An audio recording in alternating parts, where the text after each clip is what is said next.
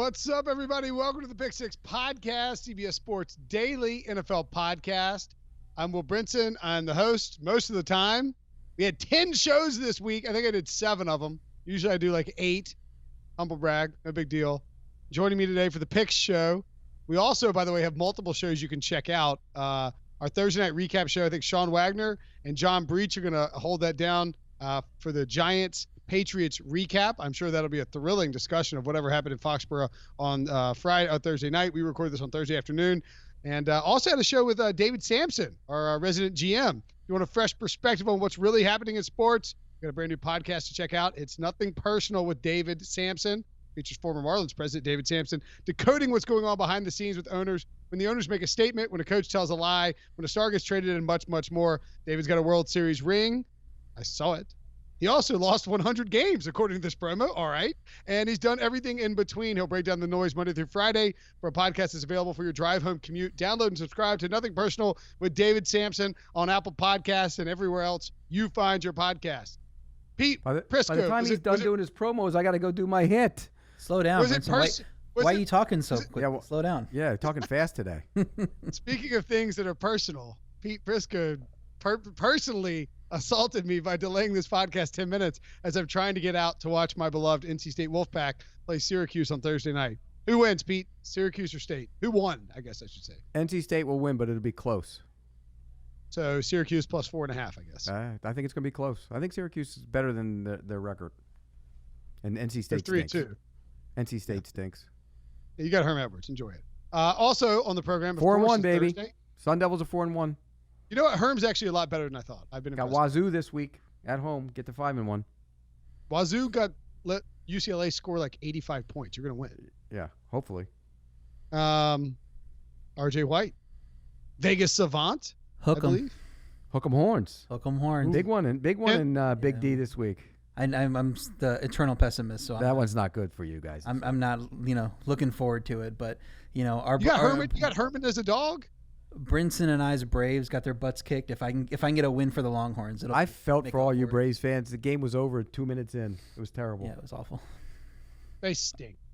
Snickers stinks. Get him out of here. Fire can't pile on with me, Longhorns. Could be worse. Could be the Dodgers and win 108 games and lose your series. That was awesome. I love the Nats. Love the Nats. I love Clayton Kershaw. Poor guy. Is he a choker, Pete? What do you think? Oh, yeah, without question. Big game choker. Playoff choker. Great. I mean, seriously, you could make a case he's one of the greatest pitchers we've ever seen, and in postseason he stinks. What's that make you? Kirk Cousins. You know, Colin Cowherd said the exact same thing on his radio show. Oh, then I'm taking it back. That was even more personal. Nothing personal, Colin. One of the best ever can't win a championship. You know what that makes him? It makes him Dan Marino. What's that? Hey, speaking of championships. One of the best ever. Stop it. Ouch. Yeah, why didn't Dan win Marino had to play with bartenders and bouncers. What do you know about pressure, Dan? It's an Ace Ventura joke. Let's look at the best bet standings after week 8. God, I got greedy and went with 8 best bets. Didn't matter. Got 5-3, 19, 11-1 overall in the season. Back under 60%, but that's fine. I'll take 59% all day. Regression rolling through. RJ 3-3, 18-15 on the season. A very nice record. And Pete continued to climb his way up the standings. 3-2-1. Now well over 500, 54%. You will also take that on your best bets all day. Our parlay leaves are turning brown, baby. The leaves are turning brown. Brinson, I pick 8 games again this week because then you're going 1-7. Ooh. 5-3 is really good. Look at this, man. We should have stayed away. That Dallas under should have hit. The Green Bay got up 31-3 and just quit carrying on defense and let him creep back in there. Tampa Bay, New Orleans under was just a bad choice, I guess. The rest of them were locked. The rest of them were really solid. Right. Yeah.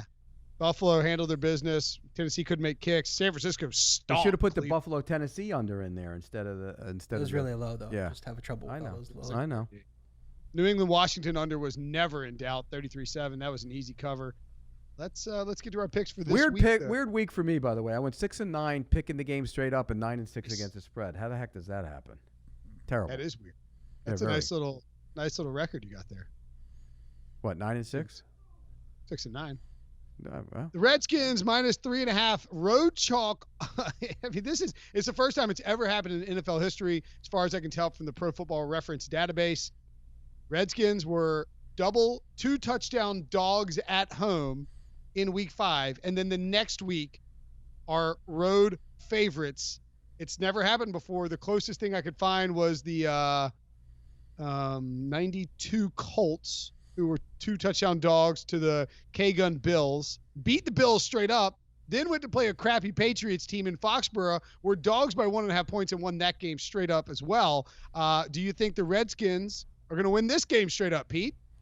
Miami has the Dolphins, the greatest football team from coast to coast, the best team you'll ever see. You remember that song? They used to have that, and then the Oilers copied it. It's burned into my mind now. Yeah. Thank you. And no, Miami is going to win this game outright, by the way. Win the game outright. It's hot. It's miserable. There's problems in D.C. With the culture and the new coach and everything else, and you have a team in Miami that's still playing hard. Even though they stink, they will win this game outright. Yeah, don't bet this game.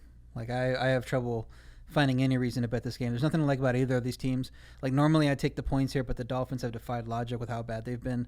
So if I had to take a lean, I'll back Keenum. I think teams typically play well after the coach gets fired. So that also helps my Washington pick. But seriously, like, don't bet this game. Don't watch this game. Don't do anything. Love the Dolphins. Love the Dolphins.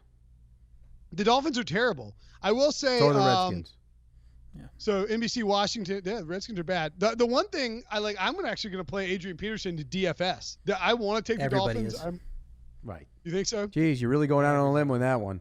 You got Bill Callahan taking over. He's a line coach. He's talking about running the ball. Boy, you're out on a limb, Brinson. I mean, Adrian Peterson hasn't done squat all year long. Everybody's going to is he going to be 12% owned in DFS? Oh, it'll be more than that. More than that. He's like 40. I was just on DraftKings looking. He was like 4,500. That's the easiest number 2 running back you can have, like in DFS. Apparently, Bill Callahan installing a tougher culture, cut down on the music, turned up the screaming, and he wants to run the ball and run it some more. And in fact, he said at his press conference, he's not concerned about how many yards per carry they run, but the number of carries. That's the important part of his offense, which is literally the dumbest thing a coach has said in the last 5 years. I don't know about that, but particularly in this era where all you got to do is throw the ball and nobody can defend you, and you blow on a guy and you get pass interference. Come on. Bad decision. Clip and save that one as well. Hashtag phrasing. No, all right. Yeah, no laughter.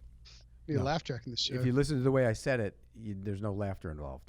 You're a child. You're 12. I don't deny that. No one denies that. 49ers, you have the Dolphins. RJ and I agree. Just stay away from this. If I took anything in this game, it might be the over, but I don't think you can trust these teams. 49ers at Rams. Rams -3, RJ. Over under 50.5. Looks like we might have our first parlay item here. We all love this game. We all love the Rams. I think it's hard to pick against the Niners considering how good they've looked so far. You know, they're just blowing teams out. But I'm just going with the value here. When you look at the teams they've beat, they played 3 teams with poor offensive lines. They played 1 team with a backup quarterback. They turned it over 5 times in that game, and they still got given that win. So it's not like they played well in that game. Then you look at the Rams. The Rams are 3rd in adjusted sack rate per Football Outsiders. I know Pete loves their stats so much. I think they're going to slow down that San Fran pass rush. It's been so good so far. McVay can run up the score on the San Francisco defense. 3 of their last 4 games, he scored 39 points or more on them. Some of that is involved with turnovers also, getting them to give them the ball in advantageous situations. But when you look at San Fran, their stock couldn't be higher at this point, so we're just playing against that. I think the look ahead was 4. I think this is kind of the low point for the Rams, the high point for the 49ers, and we're getting value on the 3. I agree. I think this is the Rams.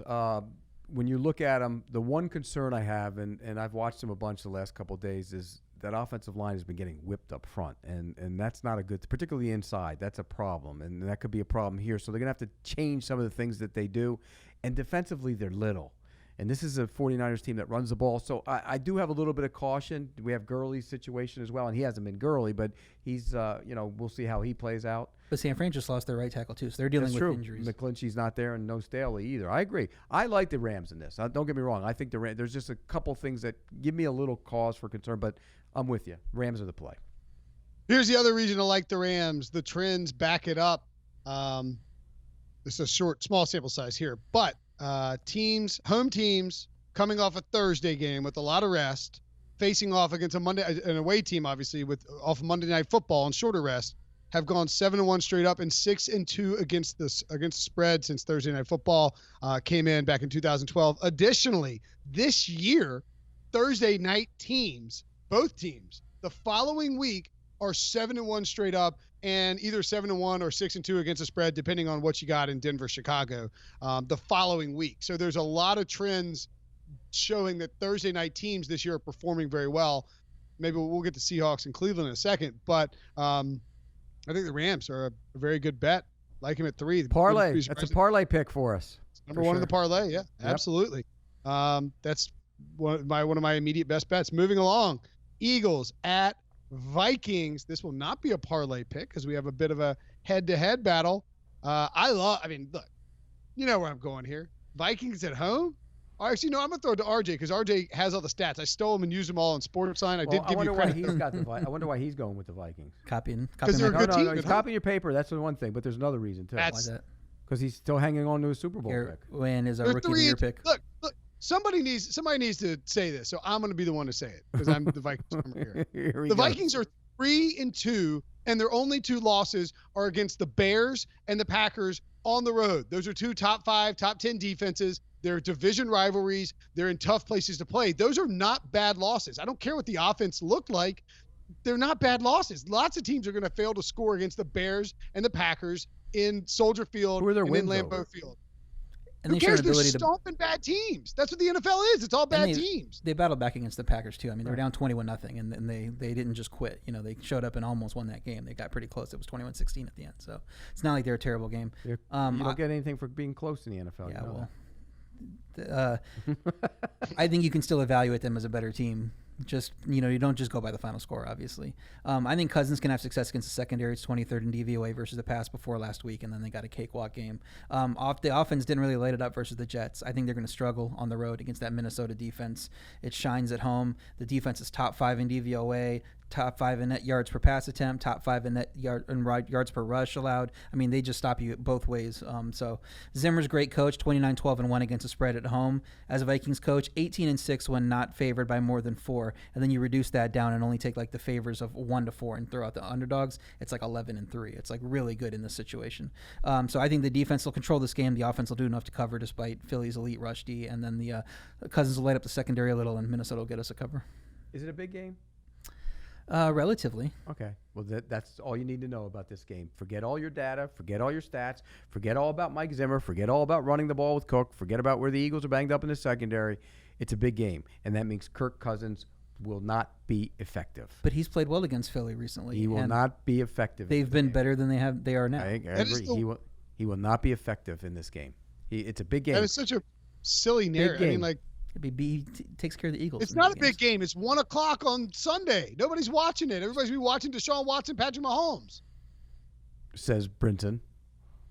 Are you going to be watching? I think everybody in Philadelphia and some other parts of the East will be watching it, and the Midwest as well. What are you talking about? They'll watch it. This is a big game. This is an important game for 2 teams right here. No kidding.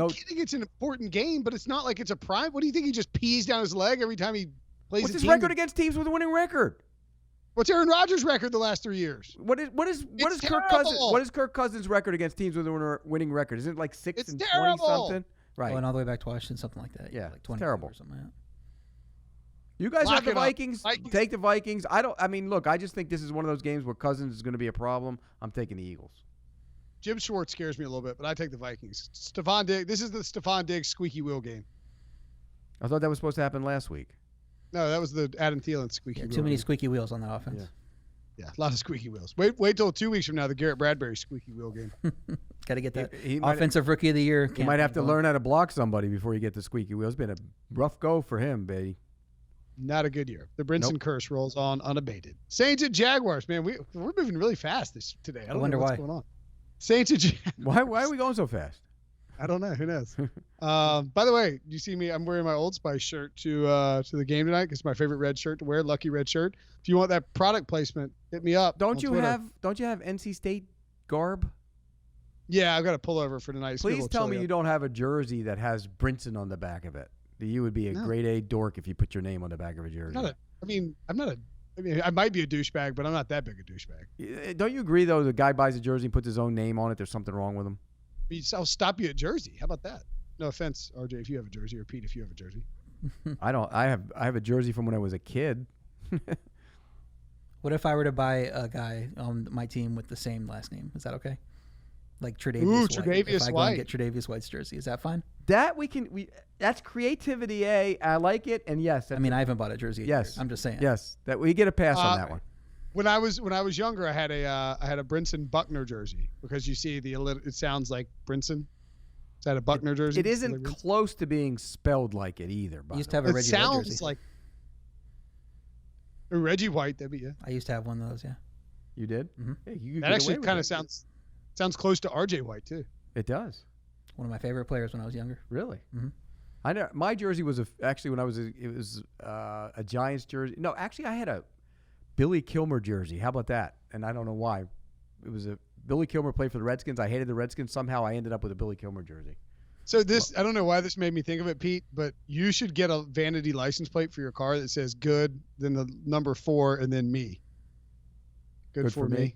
Yeah, I like that. Except you got to pay extra for vanity license plates. It's not worth it. No, vanity license plates. What's worse, having a jersey with your name on the back or a vanity license plate?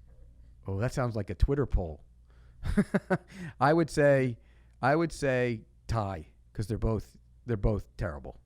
Should I put a Yes. what does Dan Levitard say? Put the pull up Guillermo or put it on the poll Guillermo? Don't you think that's a good poll? That's a good poll. Yeah. Which is worse? It'll be the license plate. License plate is bad. Name on the back of jersey's terrible though. It'll be license plate. I think RJ Say has a something about- jersey other than white that has a Buffalo Bill. You got a Jim Kelly jersey somewhere. No. No? Okay.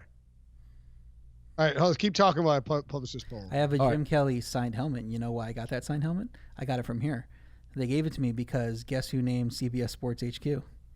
This You guy. did? It was my suggestion. No HQ. kidding. Mhm. So you got a Jim. They had a little contest, and they're like, throw out some names, and I threw out like 10 of them, and that was one of them. and so you're the guy who So- named CBS Sports HQ. So yeah, they came to me and they kneeled down and they said, please give us a name. No, And so it you got a wasn't- Jim wasn't Kelly anything like signed that. Yeah. helmet. Yeah, so I just entered the contest, threw in the name HQ, That's and awesome. they liked it, and That's I got awesome. a little signed helmet. So Is it? I wanna Bill- say- it's a regular size one. that's- Yeah. I'm going to say that vanity license plate is worse. it's worse because there's more of 'Cause- them. Mm. There's more. Well, of and them. it's also like if you see it was like Need for Speed, it's like let's settle down, bro, or like Mimi's core. I don't know. Or I am and then King, something like that, right? And you're putting it on your car, and your It's car terrible. They're your awful. car is by nature a look at me Right. purchase. So you're putting another look at me Right. on your It's look just- at me purchase. You're right. The jersey, you're in a stadium with 50,000 The fans that have vanity the same license jerseys. plate is probably worse, but if you put your name on the back of your jersey, you're more of a dork. Yeah, True? you're more of a Probably, yeah. douche. You're Right. more of a douche if you do Right. the license plate. You're more of a dork. 100%. 100%. If- But dork. Put it in the parlay. Put it in the parlay. Okay, the dork douche parlay. I think we have a name for our parlay finally. Here you go. That's our parlay name, Brinson, from now on. the D&D parlay. Saints and Jaguars. God, how He keeps trying to roll on, doesn't he?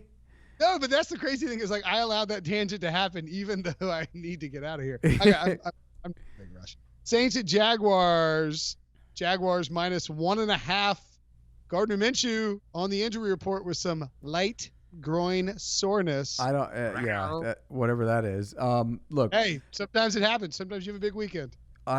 This is a perfect game for the Jacksonville Jaguars. You're bad today. This is a perfect game for the Jacksonville Jaguars to play good defense and respond after playing awful defense last week. And it wasn't physically getting whipped. They were mentally whipped. They had so many bad run fits. It was terrible. They actually benched the rookie linebacker because he kept getting out of place, and Miles Jack played poorly. I think they bounced back here. And I think that they're going to slow down Teddy Bridgewater and Kamara. I think it's going to be a low-scoring game, too. Really low-scoring game. But I like the Jaguars to win the game outright. I do agree with low-scoring game. My lean would be under 44.5. And if I had to pick the side, I mean, my lean would be to the Saints, but it looks like a weird line to me. I would figure the Saints would be favored in this game just because of their name brand, and they're winning even without Drew Brees. And so the fact that that's not happening and the Jaguars are favored makes me think that maybe Vegas knows a little something. Is your under a best bet? No, it's just. I'll throw that in as one of my best bets. Add it in. I got to start catching Brinson. Add it in, And you like it, so if Brinson likes it, we can add it into the parlay. We could. So the Saints have been playing to the under on the road lately, 7-2 in their last 9 road games, 11-5 in their last 16. Jags are also 7-2 to the under at home over their last 9. So that's why I like to lean to the under a little bit. Those trends have been lining up for those teams. Hey, do you make anything of the fact that the Saints have covered every October game since 2015? It's just a statistical weirdness.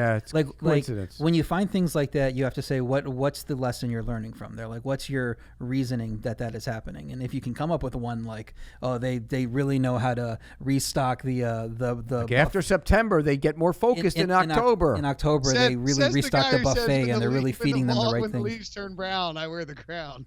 Yeah, but that's a joke. You know that.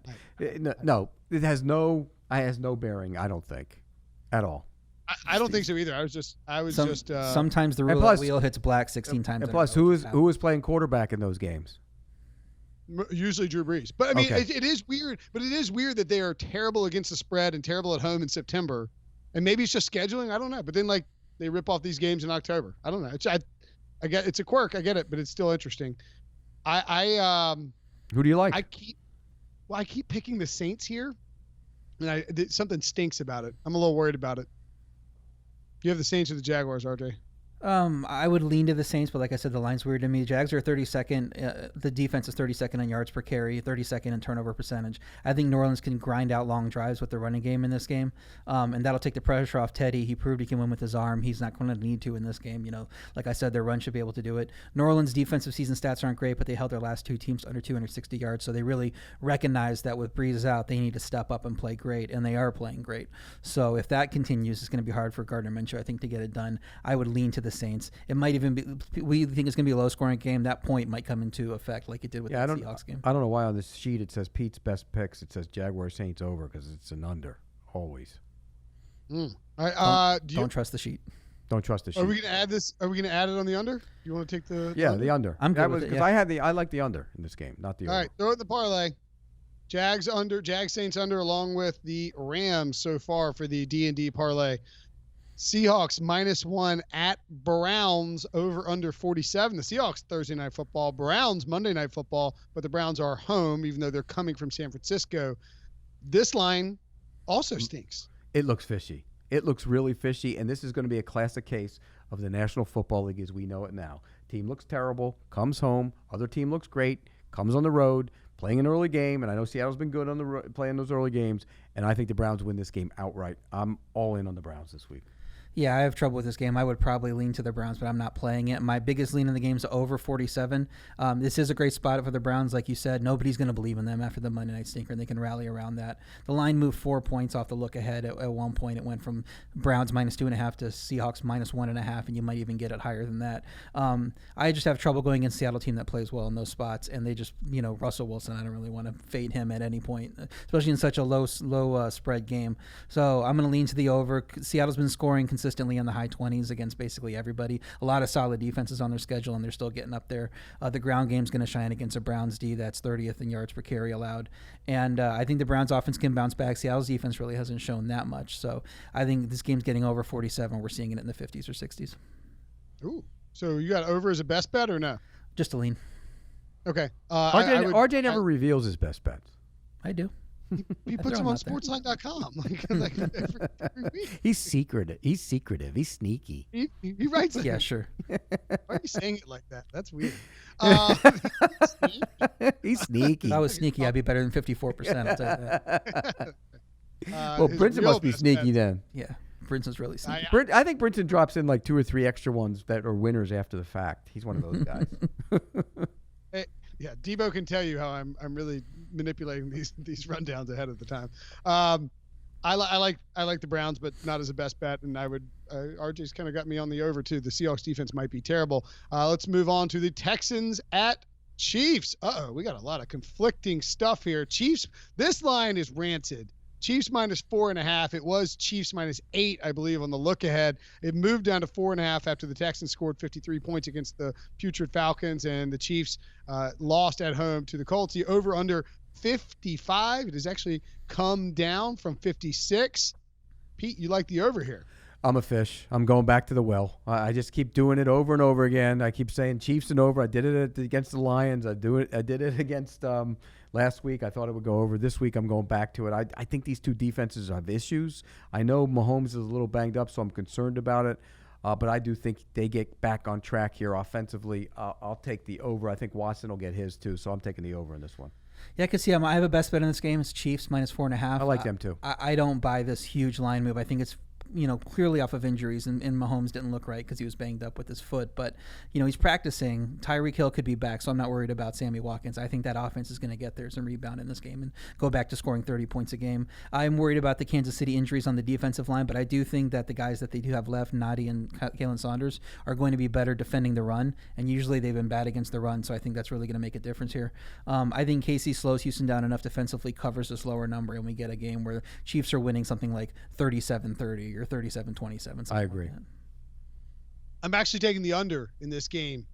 I like the Chiefs as well. I just think there's a ton of value there, and I'm a little worried about the Texans' defensive line, but I think that Andy Reid will scheme things up and they'll bounce back. I really do think, and I'd be curious what you think on this, Pete, that whether or not there is cause for concern about the Chiefs. Well, the offensive line came into the season on the interior being major issue, and it has been, and it's continued to be.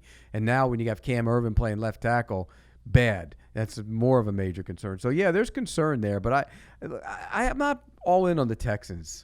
They got to show me consistently defensively that they're capable of stopping somebody before I'm taking them with the points. I'm taking the Chiefs. I think Mahomes gets right here. Yeah, well, I think the other thing too is that it's the same thing that you mentioned with the Browns and the Seahawks. People saw the Chiefs lose on Sunday Night Football to the Colts in a mud, like a rock fight. And then they saw the Texans Will Fuller, put up 50, Deshaun right? Watson Yeah, put up 53, and so they're thinking. The line drops like crazy. Again, I like the under. I think you do see the Texans try and muddle it up a little bit and don't take as many shots on the field. I'll take KC as well. No consensus pick there. Lions at the Packers. Packers -4. Over under 47. Pete, I would be stunned to find out that you are taking Aaron Rodgers against the spread, although it's been pretty profitable. He's pretty much dominated the Lions in his career. If you look at his numbers, he's been unreal throwing the football against him, and I think that carries over here. We saw the Packers run the ball last week, and they ran it well against the Cowboys. The Lions are good against the run. I think that they'll throw it around in this one. I know Adam's situation has me a little concerned, but I'm not a believer in the Lions just yet. So I'm going to take the Packers and lay just a little bit more than a field goal. Yeah, Detroit. The value would say take the Packers. I think they have a great home field advantage. That is 4 points. So you would need these teams to be even. So it obviously makes sense to take the Packers. But my lean is to the Lions. They're not that far away from being 4-0. They had that stupid meltdown against Arizona that they should have won, and then they just needed a late stop against Kansas City, and they won that game. The Chargers game, the guy was going into Eckler doesn't fumble on the one. They don't win that game. So right, the other way too. Yeah, I'm not saying that they are a 4-0 team, but they're close to have being 4-0 at this point. It could be a revenge game for Green Bay. They lost 31-0 in Green Bay at the end of last season. That was the one when Rodgers got hurt, though, right? Was he hurt? Yeah, he only had like 5 passes or something like that. Detroit has somehow won 4 straight, even though Rodgers usually does good against them, and that's part of he's been missing a lot of games. But you can run on Green Bay's defense, 29th in yards per attempt. Detroit's passing offense is playing well, 4th in DVOA, 5th in net yards per attempt. So I think they will be able to get what they want to on offense. And Rodgers has been just fine against a lot of good Ds this year. He's not his normal great self when he plays a good D, and Detroit has had a good D. So I think Green Bay, in order to cover this number, would need Devontae Adams back, and it doesn't sound like he's going to play it. They're making it sound like he could miss multiple games still with that turf toe. So I would take the Lions at 4.5 as a best bet if you can get 4.5 out there. At 4, I'm just going to lean to him right now. Did you hear what he said today? Or so what he said on Thursday, excuse me? He was like, listen, this injury, he's like, the way he made it sound like he's going to be out a couple of weeks. And that's not. And why rush him back? Why would you rush him back? It makes no sense to rush him back. No. Yeah, you're doing well. Why would you do that? Okay, let's ask. Well, who's your pick? Who's your pick in that game? I'll take the Lions, but not a best bet or anything. Okay. Let's see. Here we go. Pete, Falcons. We're gonna hit a couple more, then we'll cut you loose so you can go do sports or whatever it is you do in the evenings. Falcons -2. The Falcons, who just got 53 hung on them, are road chalk. Blur. Falcons -2.5 at the Cardinals. Over under 51.5. Yes, Pete. This is one of R.J.'s games right here. Let him go. I know. Well, we were going to see if we get a consensus with you, but go ahead, RJ. Why do you like this game? You like multiple things in this game. I got two bets in this game. I like one of them. I know, and that's probably my best bet is the over 51.5. It's just these two bad defenses. Patrick Peterson's not going to be back for another week. Atlanta's going to be able to throw it on him even if they can't run. Cardinals should be able to get all over the Falcons because the Falcons' defense has been terrible. We just saw that against Houston. I just don't know why the Falcons are favored on the road with how they've played. They're 1-4 against the spread while Arizona's 3-2. So Arizona's beating expectations consistently while Atlanta is falling short. So why are they getting respect on this line being a road favorite? Atlanta's D's been terrible, like I said, 31st in points per drive, 31st in yards per drive. Thank goodness for what? I guess the Jets' offense has been the worst. Arizona doesn't have a great home field advantage, but I'd argue there isn't that big a gap between the quality of these teams, and that's what the spread is saying. So best bet on both these things for me. Cardinals plus 2.5. Kyler Murray's getting better game by game. And, it's a weird stat in this series. The home team's won the last 9 games in the series. The last time the home team has lost is 2001. I don't think you can make anything about it. It's like his stupid October 16 Saints thing, but it's just a weird stat to me. That's not why I'm betting it. I just want to throw that in there. I love the over in this game. By the way, I love the over in this game as well, but I like the other side. I think this is desperation time for a team that went into the season thinking they were good, and I think they will show it here. I think it's going to come down to the end. I think you're going to see a ton of points. That's a really good play there. I just think the Falcons will find a way to win the game. Field goal. Well, I also love the over. I like the Cincinnati Arizona over was one of my best bets last week. That had really no business cashing. But they tied it up at 23 and it went to overtime. I think it went to overtime, right? Or no, the Cardinals scored right before the end of the game. Anyway, it got tied up late. It had no business getting that. Yeah, no business getting that one. Sometimes better be lucky than good. This one, you're not going to see that lackadaisical Zach Taylor crap from the Falcons. They're going to get their points and they're not going to be able to slow down the Cardinals. So I just don't see why this wouldn't go over unless. Why is the number only 51.5 though? Something stinky about that. Yeah, I mean, but we just haven't seen a bunch of overs in the high 50s. Don't you think that should be up more like 54? It should, but these teams aren't getting that much respect because they're both terrible teams. Yeah, so. But usually terrible defenses too. You get more points. So I don't. One win for each of them. But Cliff Kingsbury's willing to kick 4th and short field goals from the 1 yard line. I mean, he's just So I get it. Like sometimes they stall out. I just think this is a game where they put up some points. So I will. We're on the over. So that's our 3 games for the parlay, right? Yeah. We've got the Jaguars under, Cardinals over, Chiefs over. I don't think that was the best bet. No, the other one was Rams -3. Oh, Rams -3. Yep. Rams -3. Yep. And then let's see your best bets, Pete, and you can walk us through those real quick. Yeah, there they are. Miami plus 3.5, Cleveland plus 1, Rams -3, Eagles plus 3, Packers -4, Jaguars -1.5, the under in that game, and the over in the Texans Chiefs game. I'm loading up. I'm trying to catch Brinson, man. You know what I like is right before we start talking about best bets, you're like, put 8 up there. You're going to go 1-7. Well, you are. I'm going 7-1. I don't think so. I hope you go. I hope you go at least. I'll take the under on that myself. I will take. If I go 5-3 and you go 2-6, I'll be a happy camper. I will take the under, or I'll take the over on whether or not Pete is out of his chair before we actually go to break. But we are going to take a break. Pete's going to stand up before we do. What are you talking about? You're racing through. Blah, blah, blah, blah, blah, blah, blah, blah. Let's get out of here. I got to go to NC State game. Blah, blah, blah, blah, blah. I'm trying to get you home for Sportsline, bro. That was a really good Brinson impression. Good job. No, yeah. Well, usually it's more like this. Oh, guy, NC State. But this week it's like, RJ, who do you like? RJ, who do you like? RJ, Pete, got a best bet? Let's go. Move to the next game. Moving right along. Let's go. Hey, are you one quick thing about your NC State game? Do they serve beers inside the stadium at NC State? This is the first year where they started doing it. Wow. Okay, makes it even better. Yeah, we actually stay a little more sober as a result because you don't have to knock back beers quickly before. You're not pregame in the pregame. And I've seen a study on it. Like it does lower the no, totally.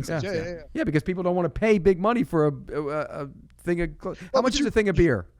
How much is a cup of beer? Well, they have a 19-ounce Old Tuffy is like $8. It's not bad. It's not that bad actually. Mm-hmm. Maybe it's cheaper. The Coors Light's like $6. It's not bad. That's not bad at all. Like in NFL stadiums, it's probably double that. Yeah, only except for the Falcons. They have that cheap stuff. Yeah, the Falcons do it right. So they can afford to pay Dan Quinn's buyout. All right, Pete, we're going to get you out of here. Wow. Wow, that's a drive-by. I know, yeah. We will take a quick break. When we come back, RJ and I will wrap up the rest of the games on the slate. Thanks, Pete. You got it. Enjoy the game. All right, welcome back. Pete Prisco has departed us. Every week, I think maybe that's the last time I'll ever see Pete, and he's departed, RJ. And every week he just keeps coming back. Smaller, tanner, crankier. It would be sad if we didn't see him again. If that was the last thing we got from him. I don't know if I told the story about the parking lot. I can't remember if I told it on the podcast, so I won't tell it again. But anyway, long story short, for 15 minutes, we were on a text thread and we thought Pete had actually died, and we were joking about how he died. It was a little awkward. I did tell it. Okay, cool. I guess I'm turning into Pete because I'm telling the same stories over and over again. Panthers minus 2.5 at the it was air at. Thank you for full screen. By the way, we're on YouTube, youtube.com/CBS Sports. Click on the video button and then go find the green stuff with the Pick 6 logo and all that. You can see if you don't watch it on CBS Sports HQ, you can see all the swag I got back here. Oh, I got a signed Duke basketball back there too. Panthers minus 2.5 in London against the Bucs. Over under 47.5. Best bet for me is the Carolina Panthers. Their defense is not receiving the respect it deserves, RJ. They are excellent at rushing the passer. Ron Rivera is uncorking a bunch of different stuff in terms of formations and showing quarterbacks things that they haven't seen. Jameis Winston is a quarterback you can confuse easily. He was not good the last time he played the Panthers. The Panthers also left a day earlier than the Buccaneers. We saw that was a huge factor, I believe, in the Bears beating the Raiders over in London. I think it's at Tottenham, right? And 2.5 is not enough. I took it at 1 when it came out. Love the Panthers in this spot. Think they'll run well with Christian McCaffrey. Kyle Allen will have a decent day, but ultimately it will be the defense. I think expect a big day from Shaq Thompson. He is having an underrated season, and I think the Bucs down offensive lineman. I love the Panthers in this spot. Well, Panthers rely on the run. First in yards per carry, obviously. 26th in net yards per attempt. Bucs have the best rush D in the league in both yards per carry and DVOA. So it's going to be a tough matchup for the Panthers' offensive line to try to get things done there. The Bucs offense has been better at passing. Well, the Panthers' defense is 4th in pass DVOA, 3rd in net yards per attempt. So this is the thing where the thing that each offense does better than the other thing, the defenses are attuned to stopping that. So I think it's a better matchup for the defenses on both sides of the ball. I'm going to lean to the under. If I had to take a side of the line, I would probably be with you and lean to the Panthers. I think they're a better team than the Bucs, but I think the line's probably about where it should be, so I'm probably just going to go with the under in this game as a lean. I can get down with the under as well. By the way, this is a 9:30 a.m. Eastern time game. You will see a giant green alert on your CBSSports.com fantasy league reminding you of this fact. Do not forget it. If you have a Panthers or a Buccaneers player in your lineup or on your bench because you're not sure if they'll play, go check it on Friday night or Saturday night. Don't wait until Sunday morning, wake up, and then get confused. Don't be that dumb. Bengals at Ravens. Yes. Chris Godwin's the big name there, right? Because he's been out of practice, I think, early or limited, and we don't know his playing status. So if he ends up being questionable when the last injury report comes out, set that early alarm because you want to make sure you get him in your lineup if he's playing. That's right. I do the Panthers Stadium show every week with Jim Zoki. And unfortunately, it's like an hour before kickoff, so I have to do it at 8 a.m. on Sunday. So I'm not really thrilled about that. I'm sure I'll sound fantastic at 8 a.m. Thank God this NC State game was on Thursday instead of Saturday. I was going to say. Right? Yeah. Now I can keep it in check on Saturday. Bengals at Ravens. Nobody believes that. Bengals at Ravens. Ravens minus 11. Over under 48. I don't know, man. This is a weird game. A lot of points, RJ. I know. Take the Bengals. Bengals plus 11. Best bet. I'm not bet. Oh, it's the best bet. Because last year the Ravens ran for 267 yards against the Bengals in Baltimore with Lamar Jackson at quarterback. Bengals didn't have A.J. Green in that game. Only got 19 rushing yards on 14 carries from the running backs. Ravens won time of possession nearly 2-1. Final score, Ravens won by 3. Since these two blowout losses were against strong defensive lines, Baltimore's 26th in adjusted sack rate this year. Baltimore hasn't blown anyone out after their huge win against the Dolphins. We both like this team coming in. We have bets on them to make the play. Or I have bets on them to make the playoff at least. I'm not that impressed. I don't think they deserve to be favored by 11 against Bengals. they haven't been playing well the last few weeks, but I think they can cover the back door against a Baltimore secondary that isn't playing well with Jimmy Smith, continuing to be out. So yeah, Bengals covering this game. Divisional game. Why are you not taking the 11 in this game? Yeah, I picked the Bengals in my picks as well. Not a best bet, but I don't mind it. I mean, 10 points and their defense, like you said, look at those numbers. They're terrible. I mean, you can't look at those numbers if you're listening to the podcast, but they're terrible. If you watch on YouTube, you can see the graphic that Debo and the crew put together. And it's Andy 12 Dalton, in by some the way? spots. It's 12 in some spots. Like that's just incredible value. Yeah. Andy Dalton is actually pretty good in Baltimore too. I think he's won 3 of the last 6 games, and 5 of the last 6 have been within 1 score. So you got a guy who can play down there. Bengals are sort of desperate. I'm with you. Not going to best bet it, but I like it. Cowboys -7 at the Jets, over under 43.5. Sam Darnold, Sammy Spleener returning from mono for this game. It's not really a great nickname, but we'll go with it.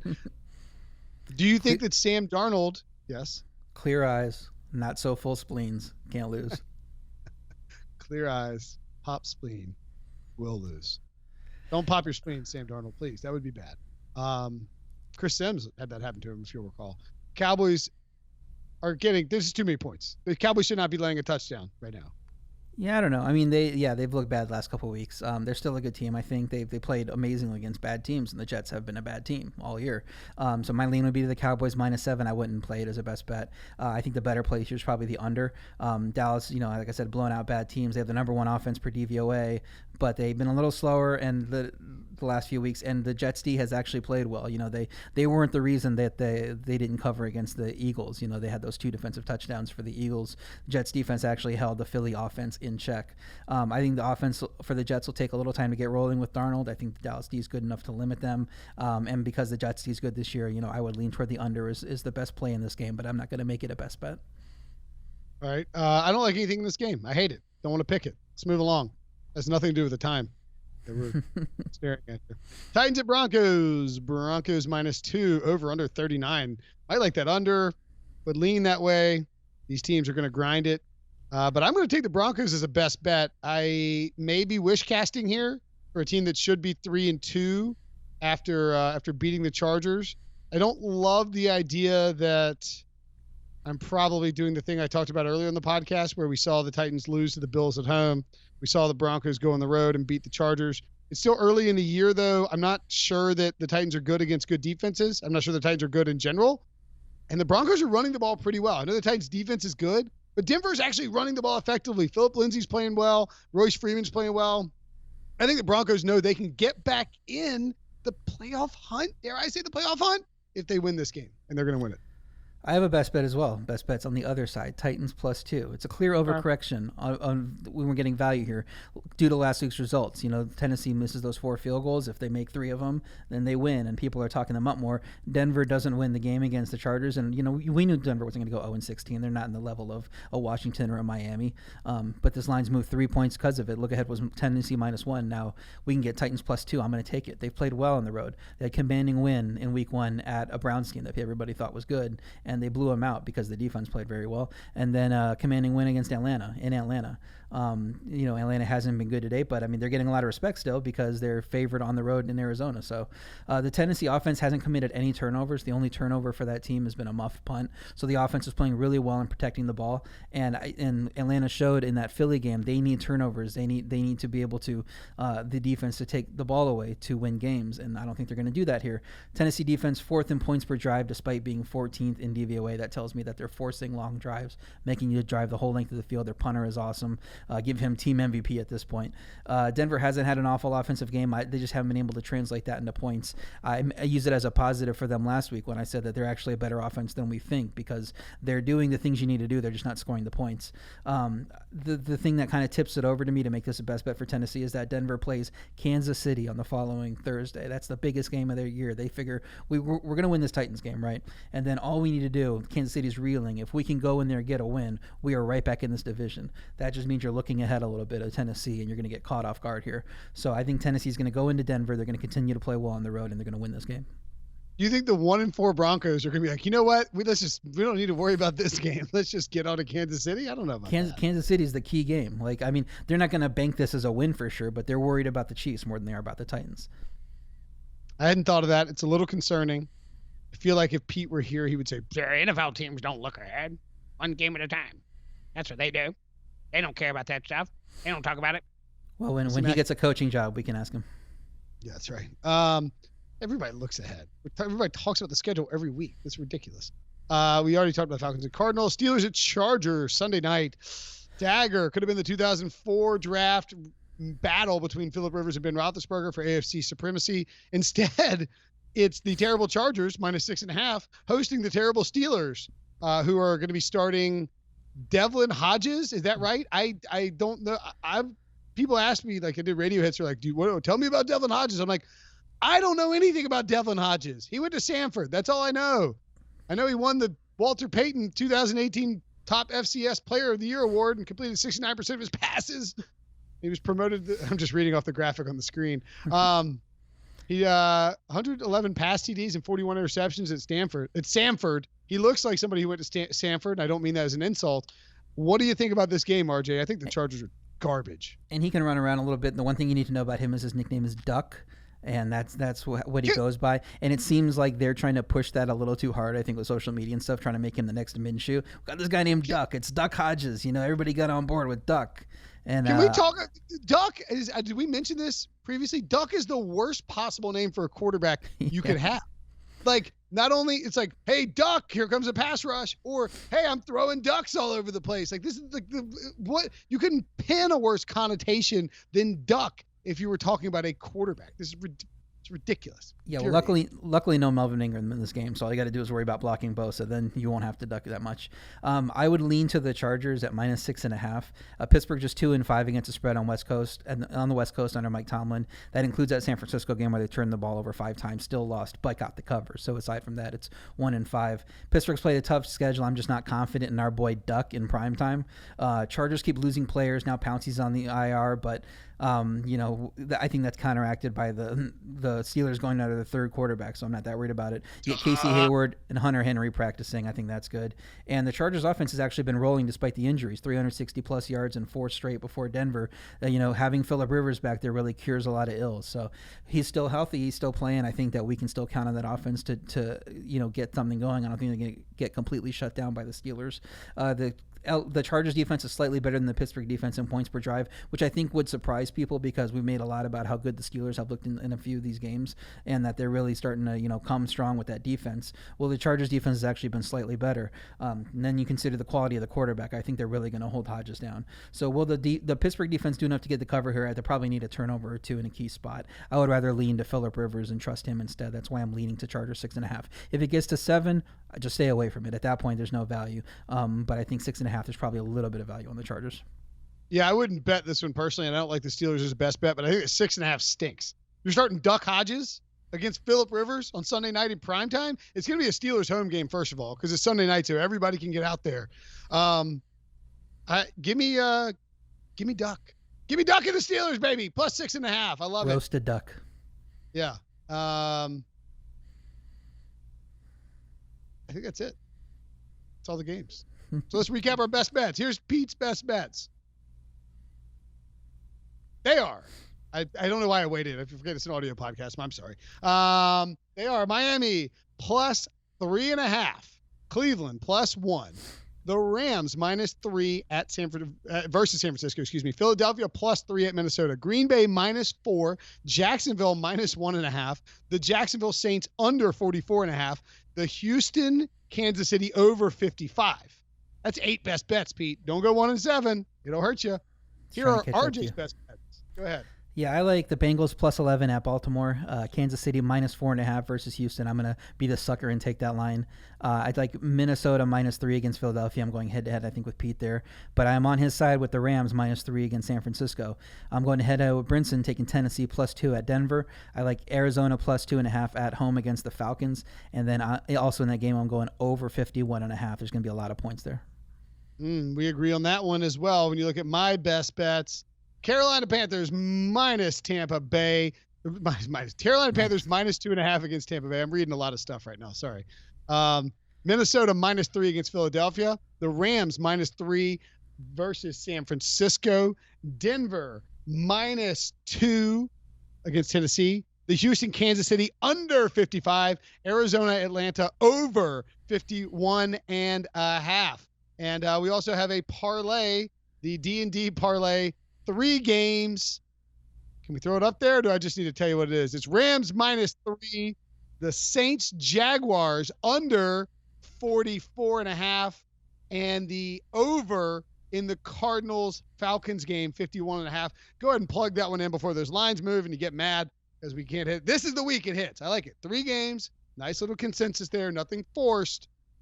Make sure to subscribe to the podcast, rate and review. You can go to our Facebook page, our private Facebook group, and leave any questions you have about picks for the week. I will answer any and all questions, whether it's betting. I'll probably pop on there, like, hopefully before the Panthers game on Sunday morning, and then maybe again 11 o'clock. We'll do lineup questions, betting questions, whatever you got. I answer everything when I jump in there. So go to facebook.com, search Pick Six Podcast, and talk to you next week, RJ.